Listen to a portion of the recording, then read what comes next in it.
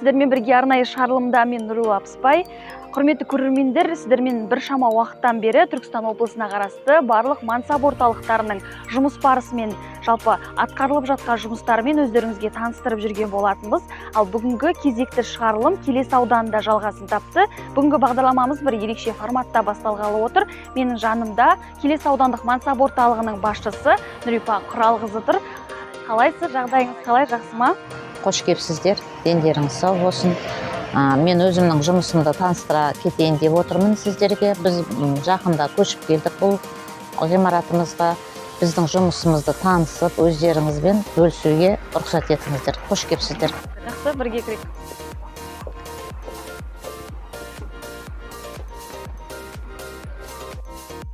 Бүгінде ауданда 134 мыңнан аса халық тұрады. Жақында орталық жаңа заман талабына сай ғимаратқа көшіп, тұрғындарға жарық әрі жайлы жерде қызмет көрсетуде.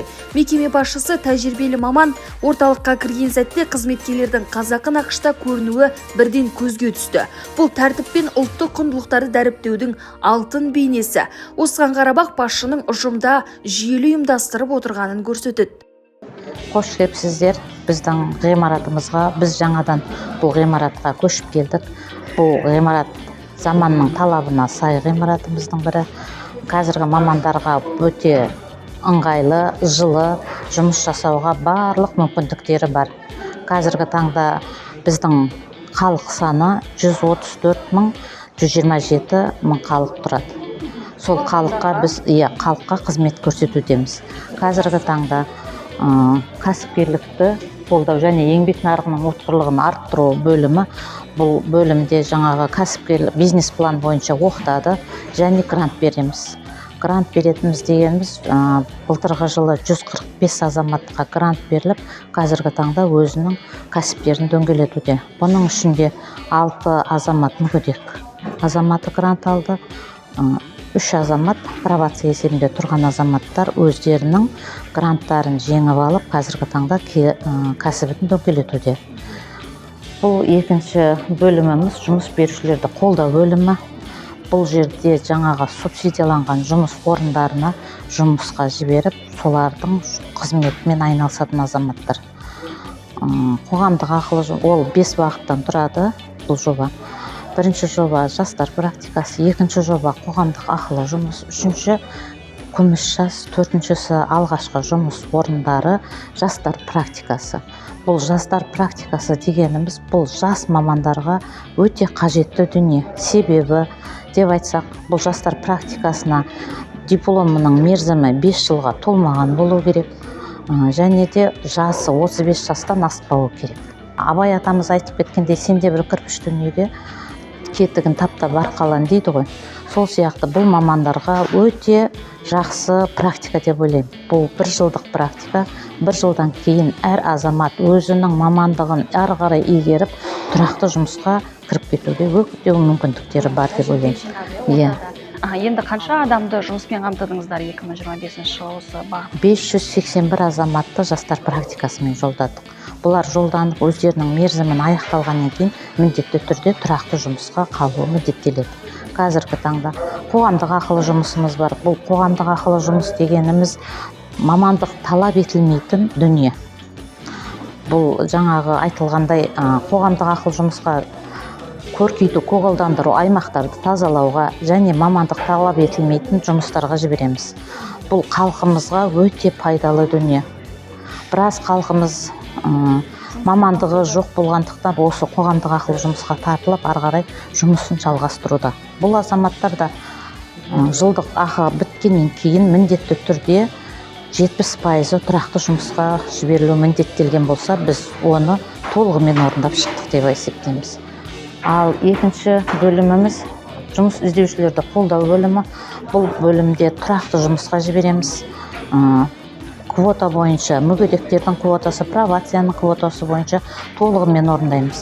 Былтырғы 25 жылы біз квота бойынша мүгедектер 20 азаматты жұмыспен қамтыған болатын болсақ, толығымен 100% орындап межеден шықтық. Пробация бойынша да біз квотаны прокуратураның қолдауымен біргелесіп, бұны біз март айында толығымен орындап шығамыз. Биылғы жылы да бізде квота белгіленіп бітті.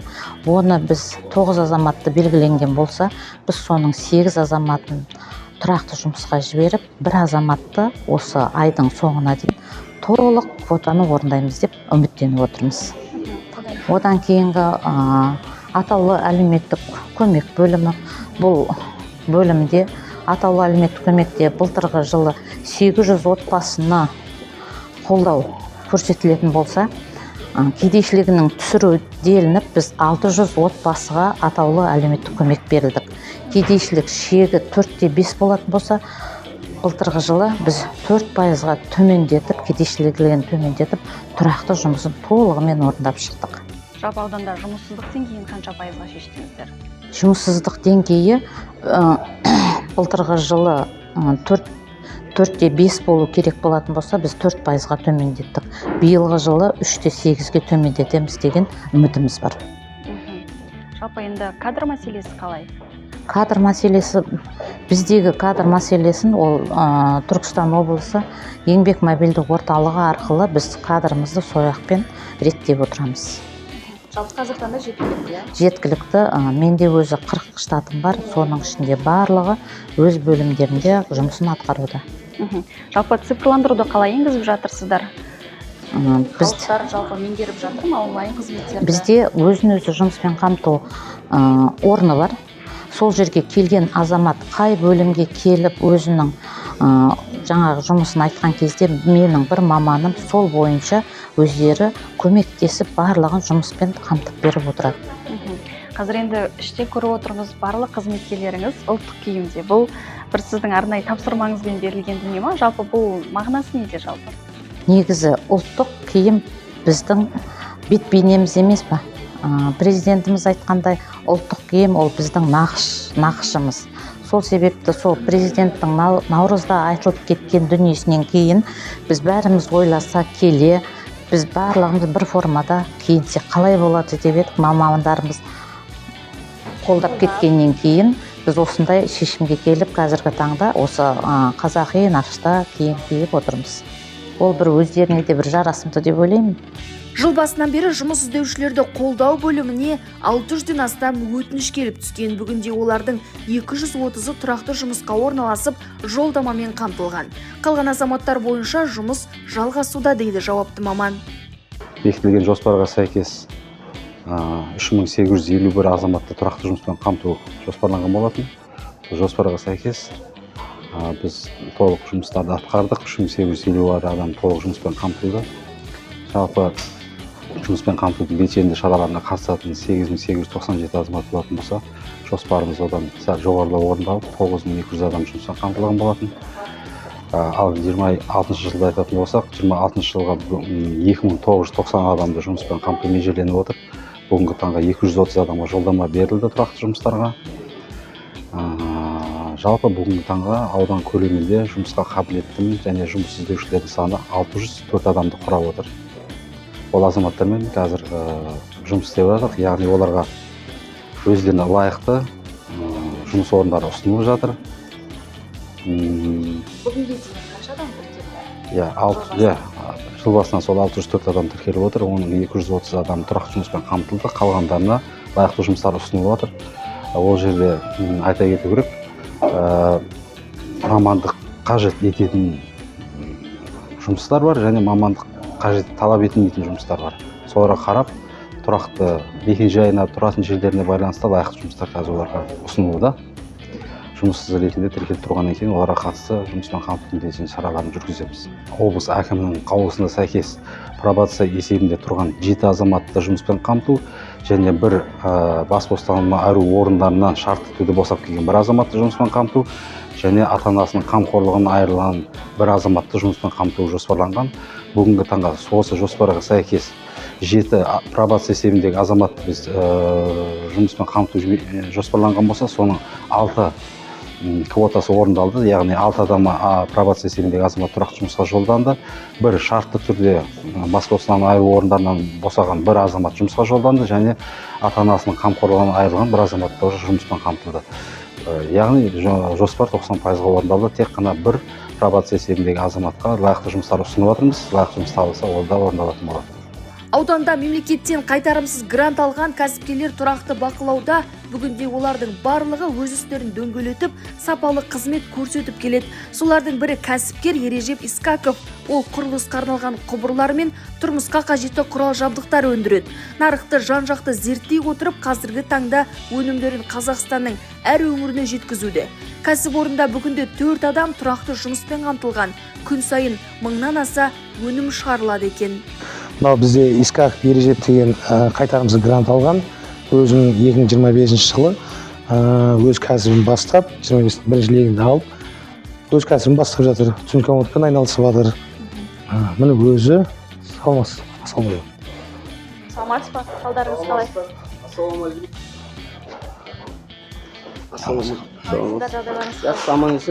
Искаков Ережеп деген 2025-те бірінші лекте грант иегері өз кәсібін бастап, қазіргі таңда жұмысын бастап істеп жатыр.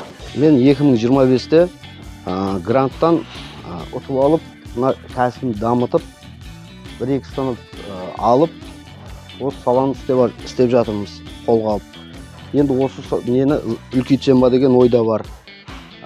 Құдай қаласа, мынау Сарыағаш ауданы, Келес ауданы, Түркістан облысы, Жетісай, Шардара, басқа өңірлерге де сұраныс болып жатыр. Соларға тауарымыз жеткізбей.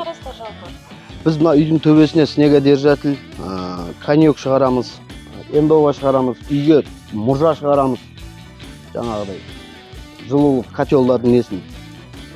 Осы шикізаттар ғой, турбо, колено, суағар, отключение, G-профиль, угольник шығарамыз, сайдник шығарамыз. Қазіргі таңда 4 адам жұмыспен қамтып отырмыз. Туникафонның аппараты бар, іште жаңағына коньяк, снегодержатель шығаратын аппараттар бар. Осыған енді мына жерге тарлықып тұр. Соны үлкейіп кеңейтсек па деген ойдамыз. Бір күнде бір станок 850 мен 1200 арасында шығады. Бір станок. Бұл жерде қазір жұмыс істеп тұрған 2 станок бар. Сондай-ақ ауданда күміс жас бағыты да жүйелі жүзеге асырылуда. Осы бағдарлама арқылы адал асын тауып жүргендердің бірі Дәулет Арипбаев. Ол аудандағы Нұржан шаруа қожалығында еңбек етеді. 2013 жылдан бері жұмыс істеп келе жатқан қожалық бүгінде түрлі жеміс-жидек пен көкөніс өндірумен айналысады.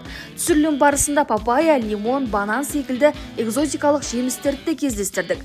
Шаруашылықтың жалпы аумағы 80-90 соттық жерді алып жатыр. Қазіргі таңда мұнда 15 адам тұрақты жұмыспен қамтылған. Мен осы Келес ауданында тұрамын, өшеді, Келес ауданында. Осы жерде жұмыс істеймін, осы парникте. Парникте 20 түрлі көкөністер бар. Помидор, болгарский, баклажан деген сияқты түрі бар. Жалпы күміс жас жобасын қайдан білдіңіз? Күміс жасын енді естіп, не олдық қой сол? Адамдар естіп. Өкімет мемлекет жағынан жәрдем беріп, табыс Құдайға шүкір жақсы.